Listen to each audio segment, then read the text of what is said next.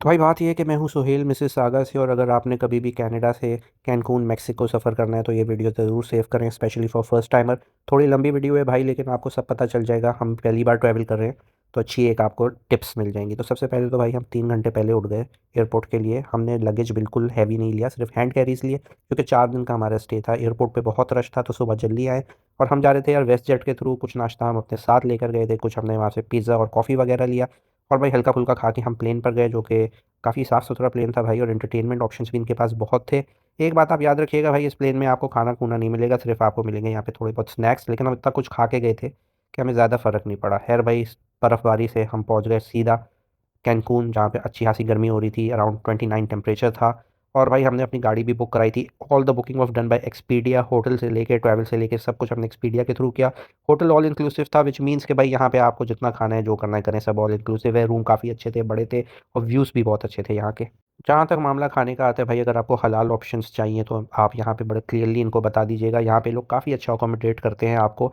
आपको sea food हर तरह का मिल जाएगा, और डेजर्ट्स में भी वो डिशेस मिल जाएंगी जो हलाल में आती हैं। बीचेस यहाँ के बहुत अच्छे हैं, पूल्स बड़े मज़े के हैं भाई। आप एक्सप्लोर करें, एंजॉय करें अपने वेकेशन को।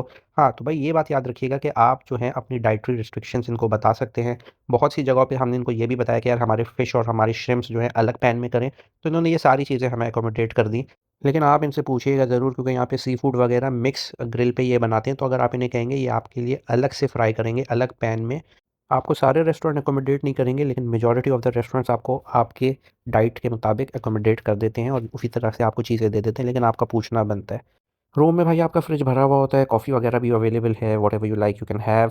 और यहाँ पे जो मुझे सबसे अच्छी बात ये लगी ना भाई, इनका ब्रेकफास्ट वॉज वेरी गुड। बहुत सारे आइटम्स थे, and most of the items were something that we can have in our हलाल रिस्ट्रिक्शन। तो यार ब्रेकफास्ट मैंने यहाँ बहुत इंजॉय किया। यहाँ की मॉर्निंग भी बहुत अच्छी होती है, बहुत सारी एक्टिविटीज़ हैं। वैसे तो यहाँ पे यार swimming pool, beaches is something that you can do over and over again, और हमने भी यही किया। आप रिजॉर्ट से बाहर भी जा सकते हैं, लेकिन 4 दिन की अगर शॉर्ट ट्रिप है तो रिजॉर्ट में ही काफ़ी एक्टिविटीज़ हैं जो कि आप इंजॉय कर सकते हैं। यार आप कोशिश करो यहाँ पे ऑल इंक्लूसिव ही रिजॉर्ट में जाओ, क्योंकि आप जो हो यहाँ पे अदरवाइज़ बहुत पैसे खर्च कर लोगे। तो भाई ऑल इंक्लूसिव का सबसे बड़ा फ़ायदा ये है कि आपको ध्यान नहीं लगाना पड़ता कि यार मैं क्या चीज़ मंगा रहा हूँ, मेरे कितने पैसे खर्च हो रहे हैं। आराम से आप सुकून से अपना टाइम एंजॉय करें, जो करना है करें। तो भैया यहाँ पे आपको हर तरह के जो है रिजॉर्ट मिलेंगे। ये अच्छा बजट में हमारा रिजॉर्ट है, इससे अच्छे भी होंगे, पर यार ये हमारे बजट में भी था, और हमने बहुत इन्जॉय किया इसको। यहाँ पे हमने फ़ाइन डाइनिंग भी की, यहाँ पे हमने कैजुअल डाइनिंग भी की। फिर बहुत सारी एक्टिविटीज़ रिजॉर्ट्स ने की हुई थी, जैसे यहाँ पे बड़े शोज़ करते हैं डेली, जो कि बड़े हाईली इंटरटेनिंग शोज़ होते हैं, जिसको हमने बहुत इन्जॉय किया। अगर आप यहाँ पे वीक डेज़ पे आएंगे तो कम रश होता है, और वीकेंड पे रश काफ़ी बढ़ जाता है। तो एक टिप तो ये है कि यार कोशिश करो अपने वीक डेज से ही स्टार्ट लो, ताकि आप जो हो कम रश में टाइम गुजारो। एज़ यूजुअल हमने अपना टाइम बीचेस पे ही गुजारा। बहुत खूबसूरत बीचेस हैं भाई यहाँ की, इसको वाइट सैंड कहते हैं। तो भाई beaches, pool, food and repeat on loop, तो यहाँ पे यही चल रहा था। और फिर ब्रेक लेनी है तो यहाँ कॉफ़ीज़ हैं, पेस्ट्रीज़ हैं, कैफ़ेज़ बने हुए हैं। तो एंड फिर ये बहुत सारी चीज़ें हैं, लेकिन ये बड़ी एक्सपेंसिव है यार, इस पे कौन पैसे खर्च करेगा। जिस चीज़ पे हाथ डालो 25, 30, 40, 50 डॉलर से कम की यहाँ पे कोई बात ही नहीं करता। तो भैया ये सब कुछ देखने के बाद मैं आपको बता सकता हूँ कि यार if you are planning a trip to Cancun, ज़रूर आएँ। बहुत मज़ा आता है, बहुत चेंज है, और स्पेशली अगर आप विंटर्स के टाइम पे यहाँ आएंगे ना कनाडा से, तो आपको ऐसा लगेगा कि भाई हम पैराडाइज पहुँच चुके हैं। It's a 360 shift from where you are.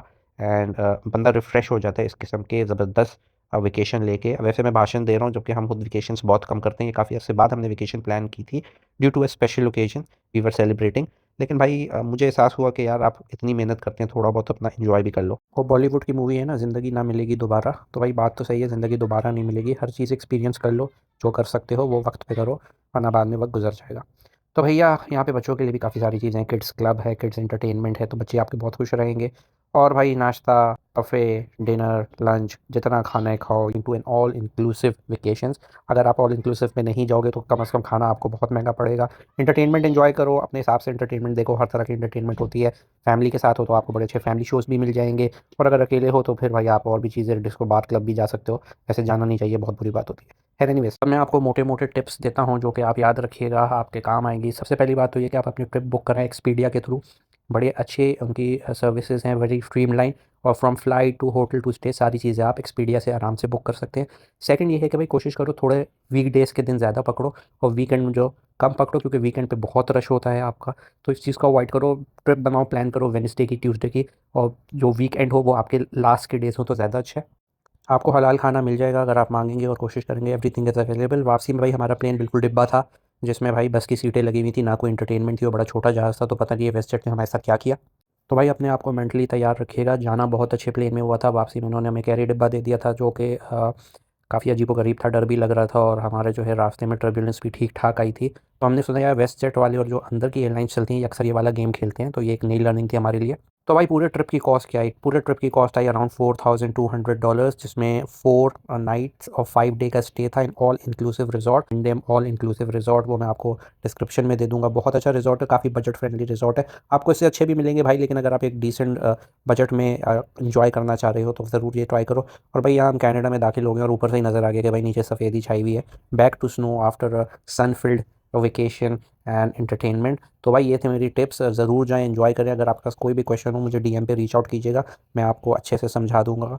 Don't hesitate to ask me anything and thank you for watching. इस वीडियो को सेव कर लें, आपके आइंदा भी काम आएगी।